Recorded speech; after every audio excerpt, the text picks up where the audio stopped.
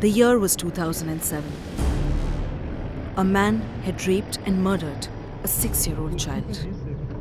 So brutal, so savage was his crime that the courts had granted him a life term.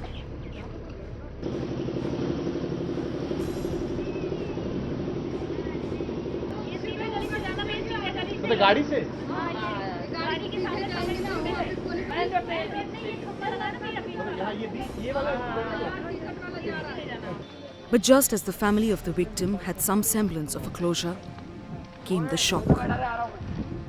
The family of the accused went to a higher court, which ordered a bone ossification test to determine his age. The medical report said he was less than 18 when the crime happened. The perpetrator was let off. Senior officers say that this case is a very curious one. The accused was given life imprisonment for rape and murder, but later the High Court realized that the accused is a minor and converted his life imprisonment to 3 years stay in a correctional home. Now out in open and living in this colony, the family of the victim claims that he is threatening them again. क्या बोले ऐसे नजायज ही परेशान कर रहे उसका दिमाग उसका ठीक नहीं है झूठ बोल रहे हैं धमकी दे रहे हैं उसके घर वाले जो दे रहे हैं वो जो बोल रहे हैं झूठ बोल रहे हैं लड़का निकलता ही नहीं। पर आप ये भी कह रही थी कि विनोद की मतलब मानसिक हालत ठीक नहीं। आप कागज देख सकते हो, हम प्राइवेट दवाई करा रहे हैं उसकी। मानसिक हालत बिल्कुल ठीक नहीं। तो जनवरी में उसने पुरुषोत्तम की लड़की को धमकाया? नहीं धमकी दी, बिल्कुल नहीं। But the 5 years in jail had brought no change in him. The family says on his return, he threatened them of a similar crime. So then how exactly was justice done? What is the guarantee that 3 years in a reformatory home, the accused would not commit a similar crime on their release? It requires a close monitoring by the law enforcement agency as well. See, we'll have to take a list of such suspects and keep a close track and provide security.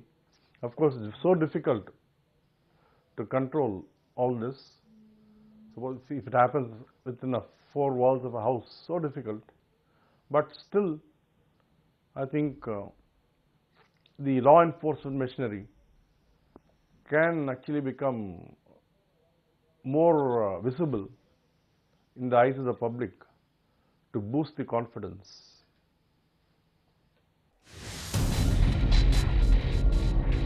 Because even if one goes by simple statistics, the rates of such incidents are glaring. But as the debate over the juvenile justice rages on, there is another question we Indians need to ask ourselves. When Nirbhaya succumbed in a Singapore hospital, the nation came out on the streets. So intense were the protests that it forced speedy trial and prompted our government to change the laws. But has anything really changed on the ground? Anything that is done harshly will go in a very harsh way a message to the people, particularly women folk. They will be more relieved of these things. Some stringent law is there and they are taken care of by the government, by the parliament and whoever it may be. They need not wait for revised decisions by the Verma committee or anything. All the cases pending, they should be reviewed immediately and they should be eliminated from the society. So that will give still a strong message to the society that will not only they reviewed the past cases, future also they are being taken care of. This is a unique, gravest of grave crimes. There have been other rapes, there have been other murders. Maybe they have not been so gruesome. So I think each case will have to be taken up specially on its own merit or demerit as the case may be. And I think the verdict will have to be given in each case separately.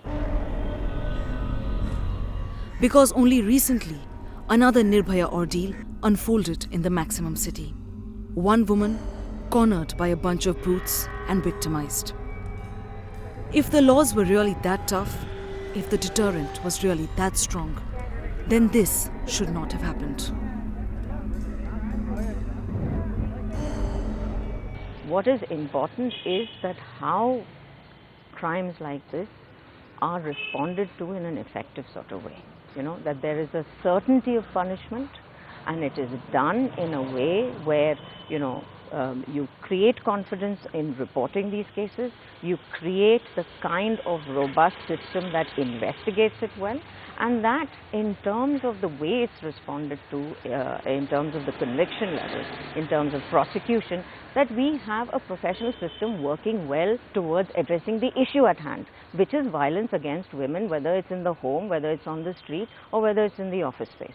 And that is what is important here.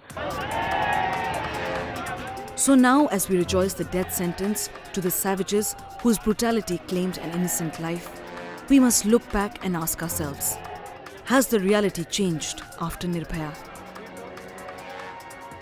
Do I really feel safe on the streets today? What is the guarantee that tomorrow I will not face the same fate? What is the assurance that predators will not get away with dreadful crimes simply because they are underage? Are my protests really bringing about change?